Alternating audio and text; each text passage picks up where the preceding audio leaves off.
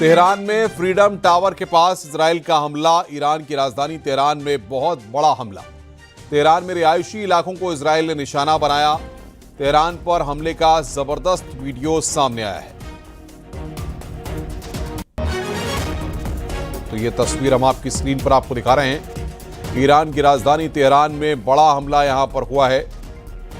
रिहायशी इलाकों को इजराइल ने अपना निशाना बनाया है।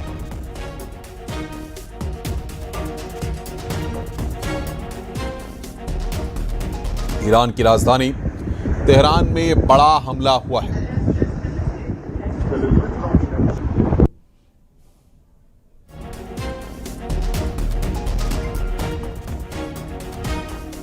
रिहायशी इलाकों को इजराइल ने अपना निशाना बनाया है। बड़ी खबर यहां पर हम आपको बता रहे हैं।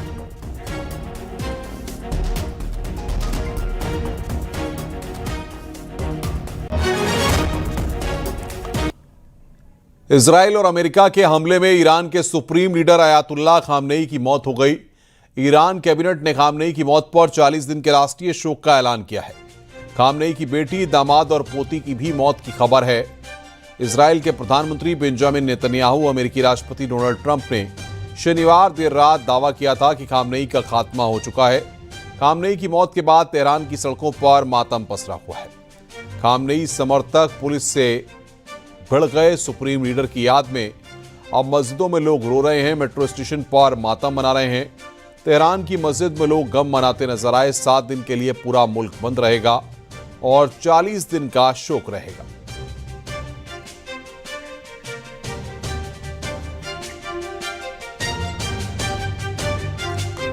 ईरान के अयतुल्लाह अली खामनेई की मौत के बाद भारत के कई राज्यों में विरोध प्रदर्शन तेज हो गए हैं। लखनऊ में शिया समुदाय के लोग सड़कों पर उतर आए। लखनऊ में पुलिस और सुरक्षा एजेंसियों की निगरानी बढ़ा दी गई है। प्रदर्शनकारियों ने अमेरिका और इजराइल के खिलाफ जमकर नारे लगाए।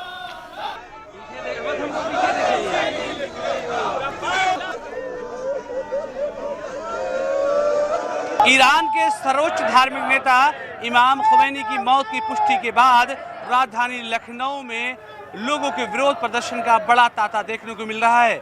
मेरे ठीक पीछे आप देखें तो पुराने लखनऊ का जो इमामबाड़ा है और ख़ास तौर से जो जगह हैं वहाँ पर शिया समुदाय के मुसलमान हज़ारों की संख्या पर सड़कों पर उतरे हुए हैं। ये शिया समुदाय के लोग इमाम खुमैनी की मौत का शोक मना रहे हैं। काले कपड़े पहने हुए शिया समुदाय के तमाम मुसलमान लब्बैक या हुसैन के नारे लगा रहे हैं। साथ ही बहुत सारे लोग रोते हुए नजर आ रहे हैं। खास तौर से इन तमाम लोगों में मर्द और औरत दोनों मौजूद हैं। पुराने लखनऊ का ये इलाका है जहां पर शिया समुदाय के लोग लाखों की तादाद में रहते हैं। साफ तौर से आप तस्वीरों में देखें तो इसमें छोटे बच्चों के साथ साथ महिलाएं, पुरुष और हर उम्र के लोग फिलहाल मौजूद हैं। छोटा इमामबाड़ा जो कि लखनऊ की पहचान है, वहां से लेकर के बड़े इमामबाड़े की तरफ तमाम लखनऊ के निवासी अपना शोक व्यक्त करते हुए नजर आ रहे हैं। कैमरा पर्सन रवि के साथ अलाउद्दीन, न्यूज़ 18 लखनऊ। लखनऊ से खबर है। शिया पर्सनल लॉ बोर्ड का ऐलान। अयतुल्लाह खामनेई की मौत पर शोक का ऐलान। 3 दिन का शोक का ऐलान किया गया है। राज लखनऊ में शोक सभा, कैंडल मार्च। शिया धर्मगुरु मौलाना कल्बे जवाद ने ये जानकारी यहां पर दी है। हमारी गुजारिश ये है कि इनके मिशन को जिंदा रखने के लिए और इनकी मजलूमियत जो मजलूमाना शहादत हुई है उसके खिलाफ आवाज़ बुलंद करने के लिए इंशाल्लाह 8 बजे शब में छोटे इमाम के सामने एक अजीम जलसा जो है मुनक़िद किया जा रहा है। इसके बाद एक कैंडल मार्च भी होगा। तमाम जितने भी मजलूमियत के हामी लोग और जालिमों के मुखालिफ लोग हैं, जब किसी धर्म किसी मजहब से ताल्लुक़ रखते हो, गुजारिश है कि इस शोक सभा में इस जलसे वो शरीक हो।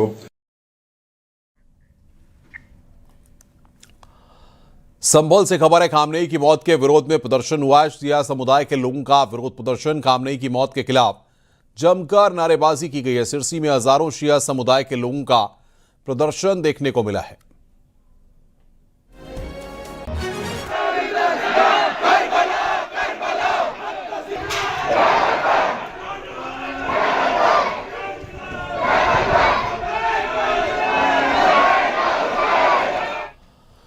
सुन्नी धर्मगुरु मौलाना खालिद रशीद फिरंगी महली ने ईरान पर अमेरिकी हमले का विरोध किया। फिरंगी महली ने ईरान पर हुए हमले की निंदा की और खामनेई की मौत पर दुख जताया है। जिस तरीके से इसराइल और यूएस ने ईरान पर अटैक किया है उसकी हम सब लोग सख्त अल्फाज में मजम्मत करते हैं और ये अटैक करके जितने भी इंटरनेशनल कवानीन हैं, इंटरनेशनल लॉज हैं, सबकी धज्जियां उड़ाई गई हैं। सब लोग ये जानते हैं, पूरी दुनिया जानती है कि ईरान एक इंडिपेंडेंट और सॉवरेन कंट्री है। उसके बावजूद भी इस तरीके का हमला किया गया और इस हमले में स्कूल को भी नहीं बख्शा गया और मासूम बच्चों को मार दिया गया। और अब ये इस अटैक में खामनेई साहब की जिस तरीके से डेथ हुई है उसकी हम सब लोग सख्त अल्फाज में मजम्मत करते हैं। सहारनपुर में खामनेई की मौत पर विरोध, शिया समुदाय के लोगों का विरोध प्रदर्शन। अमेरिका इजरायल के खिलाफ नारे लगाए हैं। पुलिस ने प्रदर्शनकारियों को रोका है। पुलिस की सतर्कता से स्थिति काबू में है। प्रदर्शन शिया मस्जिद से चौकीसराय कोतवाली नगर की ओर निकाला गया।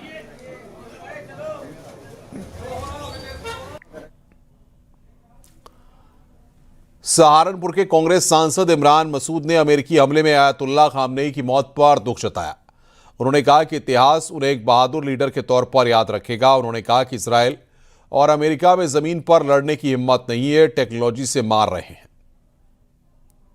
बेइंतहा अफसोस का मकाम है कि दुनिया ने एक बहादुर नेता को खो दिया, जिसने ना कभी झुका और ना उसे कोई झुका सका। अपनी जान की कीमत भी अपने देश की रक्षा करने का प्रण लेने वाला व्यक्ति, इतिहास उनको एक बहादुर नेता के तौर पर याद करेगा। तमाम पाबंदियों के बावजूद जिसने देश को बनाने का काम किया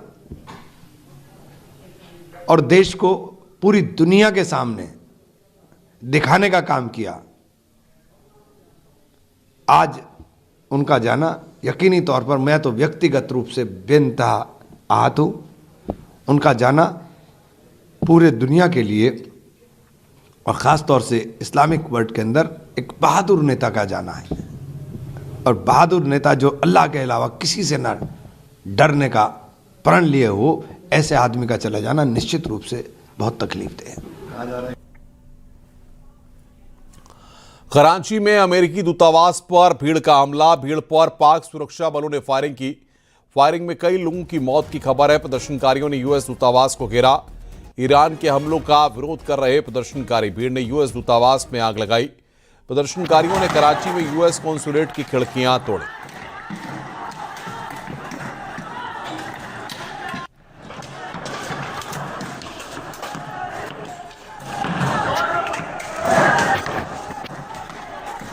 तो पश्चिम ये तस्वीरें हम आपको दिखा रहे हैं। कराची में यूएस दूतावास पर भीड़ का हमला। ये तस्वीरें इस वक्त आप देख रहे हैं। भीड़ पर पाक सुरक्षा बलों ने यहां पर फायरिंग की।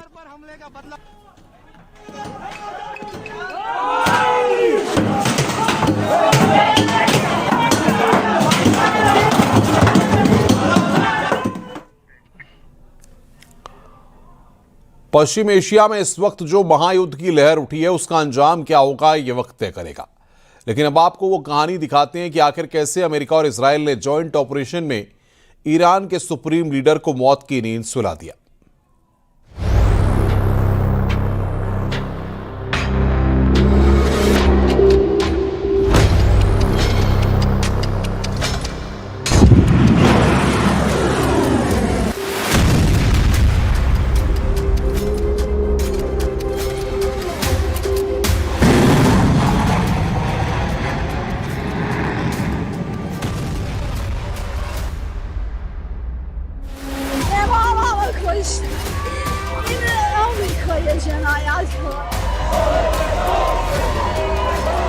حضرت آیت الله العظما امام خامنه ای درود می‌فرستیم.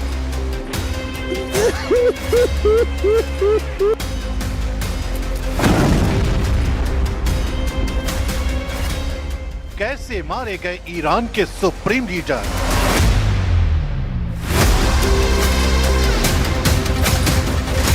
खामेनेई तक कैसे पहुंची इजराइल अमेरिकी सेना।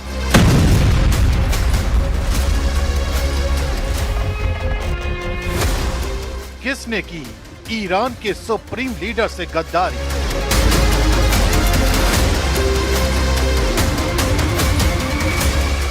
कैसे कामयाब हुआ इजराइल अमेरिका का प्लान?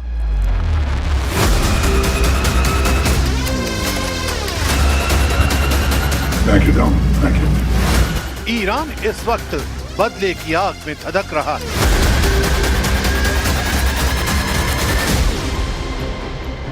क्योंकि उसके देश के नेता को उसी के सुरक्षा घेरे में मार दिया गया।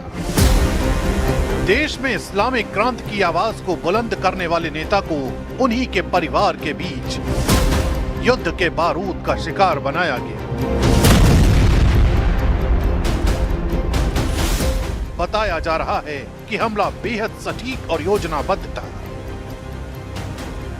तेहरान के सबसे सुरक्षित माने जाने वाले इलाके में मौजूद आधिकारिक कंपाउंड को निशाना बनाया गया।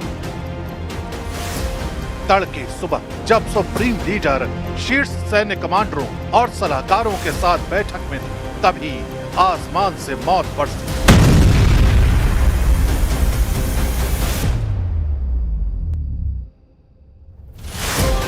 कुछ ही मिनटों में सुरक्षा कवच ध्वस्त हो गया। यह सिर्फ एक एयर स्ट्राइक नहीं थी, बल्कि नेतृत्व को एक झटके में खत्म कर देने की रणनीति थी। अब पूरा ईरान सवाल पूछ रहा है, सुरक्षा में सेंध कैसे लगी और दुश्मन को अंदर की खबर किसने दी?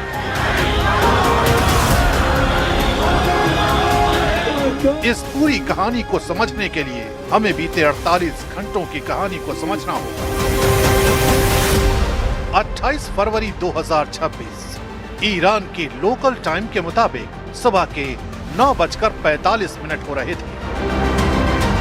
अमेरिका के ऑपरेशन एपिक फ्यूरी और इजराइल के ऑपरेशन रोरिंग लॉयन के तहत पहला जॉइंट अटैक ऑपरेशन शुरू किया गया। टॉमाहॉक मिसाइलें, ड्रोन और फाइटर जेट्स ने एक साथ तेहरान, इस्फहान, कोम, कराज और केरमान शाह में 500 से ज्यादा ठिकानों को निशाना बनाया।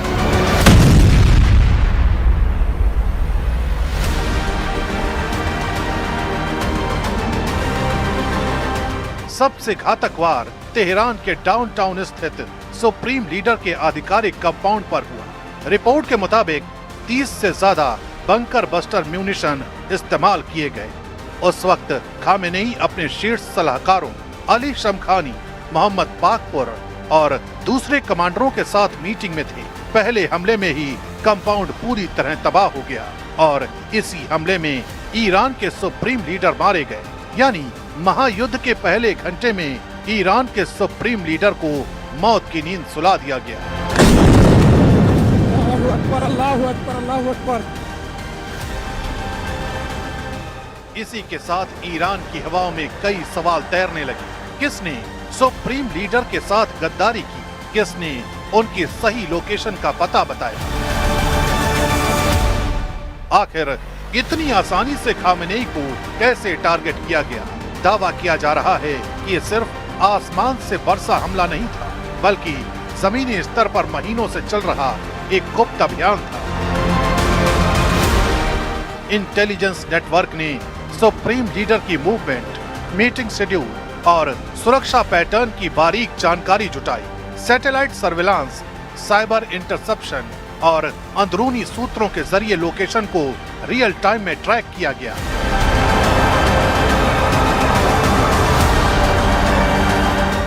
कहा जा रहा है कि हमले से ठीक पहले इलेक्ट्रॉनिक जैमिंग के जरिए कम्युनिकेशन सिस्टम को बाधित किया गया ताकि रिएक्शन में देरी हो। कुछ रिपोर्ट्स में यह भी इशारा मिलता है कि विशेष ऑपरेशंस यूनिट्स ने जमीनी पुष्टि दी, जिसके बाद प्रिसिजन स्ट्राइक को हरी झंडी मिली। अगर ये सच है तो ये सिर्फ एक एयर स्ट्राइक नहीं, बल्कि भीतर तक घुसी एक खुफिया जंग थी, जिसका अंजाम पश्चिम एशिया में कोहराम की वजह बन गया।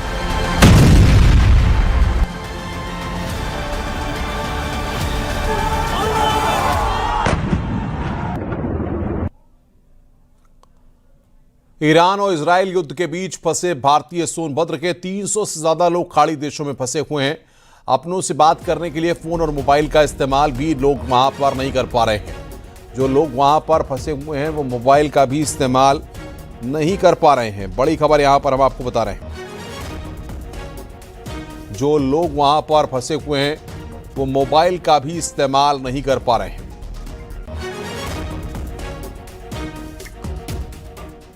महायुद्ध के बीच एस जयशंकर की कई देशों से बातचीत हुई है। कतर के पीएम से विदेश मंत्री जयशंकर की बातचीत हुई है। बहरीन के विदेश मंत्री से जयशंकर ने बातचीत की है। कुवैत के विदेश मंत्री से जयशंकर ने बातचीत की है। तो बड़ी खबर यहां पर हम आपको बता रहे हैं।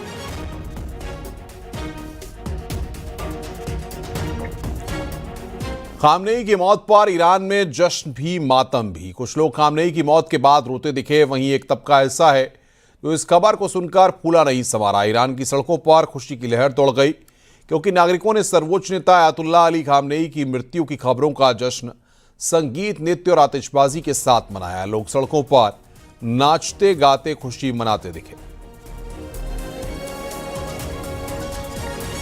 तो ये तस्वीरें इस वक्त हम आपको दिखा रहे हैं। ईरान में मातम, रोते हुए लोग, शोक की लहर, और विद्रोहियों में वहां पर खुशी है। जश्न ही जश्न है, खुशी की लहर वहां पर देखने को मिल रही है।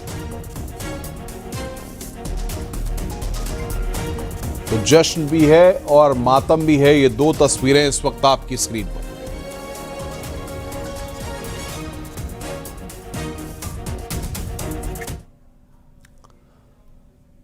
ईरान में supreme leader Ayatollah Ali Khamenei के मारे जाने के बाद सत्ता की बागडोर अब उनके बेटे मुस्तबा खामनेई के हाथों में आ गई है। लेकिन सवाल यह है कि क्या नया चेहरा ईरान की नीतियों में बदलाव लाएगा या फिर सुरक्षा और सैन्य प्रभाव वाला पुराना ढांचा और मजबूत होगा।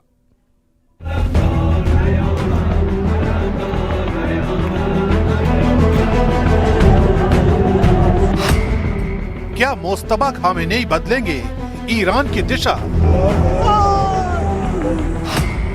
या नए चेहरे से लौटेगा पुराना शासन?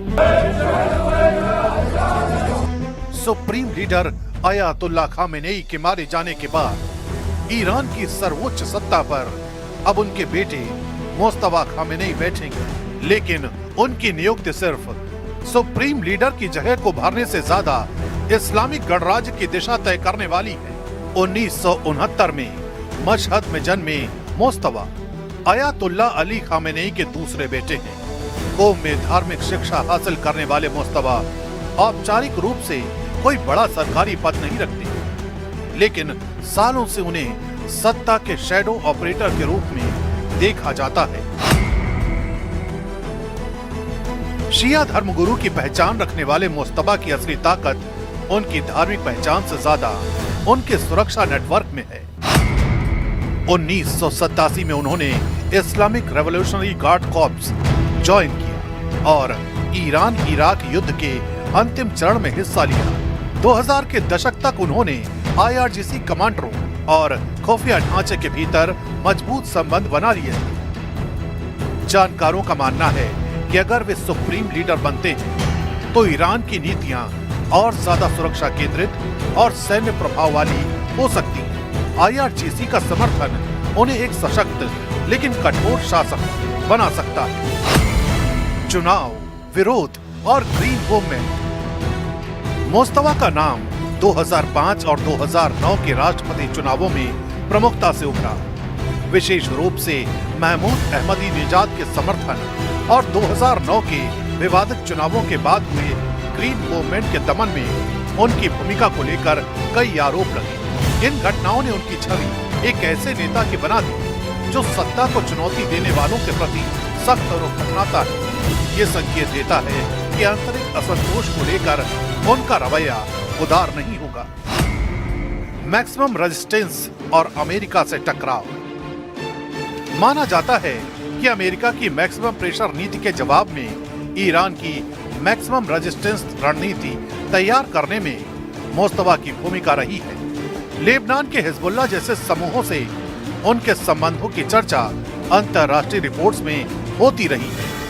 यानी सुप्रीम लीडर बनने के बाद उनके अमेरिका या इजराइल के प्रति नरम रुख की संभावना कम दिखाई देती है। हालांकि उनके बारे में ये कहा जाता है कि वे पर्दे के पीछे रणनीतिक संतुलन साधने में भी माहिर हैं।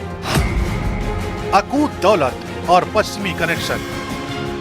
रिपोर्ट के मुताबिक मोस्तवा से जुड़े नेटवर्क ने ब्रिटेन, जर्मनी और दुबई तक बड़े पैमाने पर संपत्तियां जुटाई हैं और निवेश किए हैं। शिपिंग बिजनेस, स्विस बैंक में खातों और रियल एस्टेट डील्स के जरिए कथित तौर पर प्रतिबंधों के बावजूद पैसा पश्चिमी बाजारों तक पहुंचाया गया। यानी मोस्तवा वैचारिक रूप से भले ही कट्टर दिखाई देते हों, लेकिन आर्थिक सशक्तिकरण में विश्वास रखते हैं। ऐसे में सवाल ये है कि क्या उनका नेटवर्क भविष्य में किसी संभावित बैक चैनल समझौते की जमीन बनेगा या नहीं?